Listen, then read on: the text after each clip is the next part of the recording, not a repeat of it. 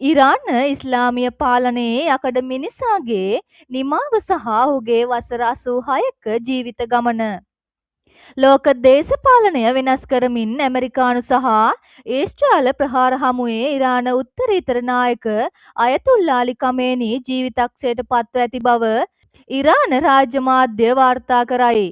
1989 සිට වසර 37කට අධික කාලයක් ඉරානයේ අසහාය නායකයා ලෙස කටයුතු කළ ඔහුගේ අභාවය මැද පෙරදිග නව යුගයක ආරම්භය සනිටුවන් කරනු ඇතැයි ට්‍රම්ප් විශ්වාසය පළ කරයි. අයතුල්ලා අලි කමේනිගේ ජීවිතය, දේශපාලනය සහ ඔහුගේ පෞද්ගලික පසුබිම පිළිබඳ සවිස්තරාත්මක විමසුමක් අද වීඩියෝවෙන් අපි බලමු.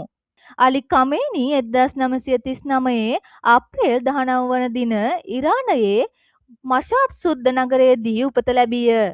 8 දෙනෙකුගෙන් යුත් පවුලේ ඔහු දෙවෙනියා විය.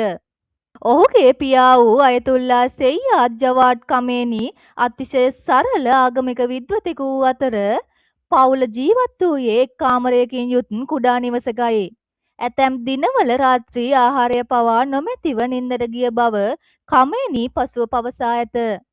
ඔහුගේ මව වූ කදීජා මිර්තමාදී උගත් කාන්තාවක් වූ අතර කමේනිගේ චරිතය හැඩගැස්වීමට ඇය දැඩි ලෙස බලපා ඇත. 1960 දශකයේදී අයතොල්ලා කුමේනිගේ අනුගාමිකයෙකු වූ ඔහු ෂා රජුගේ බටහිර ලැදි පාලනයට එරෙහිව සටන් කර තිබේ. මේ හේතුවෙන් 6 වතාවක් ඔහුව සිරගත කෙරෙනු අතර දැඩි වද හිංසාවටද ලක්විය. 1979 විප්ලවයෙන් පසු ඉරානයේ ආරක්ෂක සහ දේශපාලන අංශවල ඉහළ තනතුරු දැරූ ඔහු 1981 සිට 1989 දක්වා ඉරානයේ තෙවන ජනාධිපතිවරයා ලෙස කටයුතු කර තිබේ. 1989 දී කුමේනිගේ අභාවයෙන් පසු ඔහු ඉරානයේ දෙවන උත්තරීතර නායකයා ලෙස පත්විය. කමේනිගේ පාලනය යටතේ ඉරානය මැද පෙරදිග කලාපයේ සෙවණැලි බලවතා බවට පත්විය.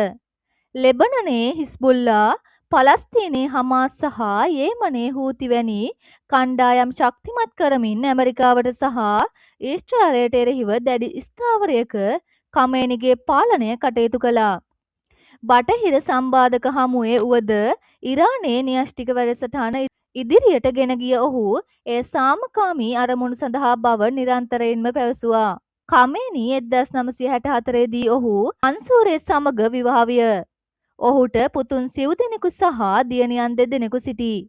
ඔහුගේ පුතුන් සිව් දෙනාම පියා මෙන් ආගමික පූජකවරුන් ලෙස කටයුතු කරයි. කමේනිගේ දෙවන පුත් මුජ්තබා පියාගේ අනුප්‍රාප්තිකයා ලෙස පත්වීමට වැඩි ඉඩක් ඇති බවට කලක් තිස්සේ දේශපාලන කවයන් තුළ කතාබහට ලක්විය. ඔහු ඉරාන ආරක්ෂක අංශ කෙරෙහි දැඩි බලපෑම් පවත්වන පුද්ගලයෙකි.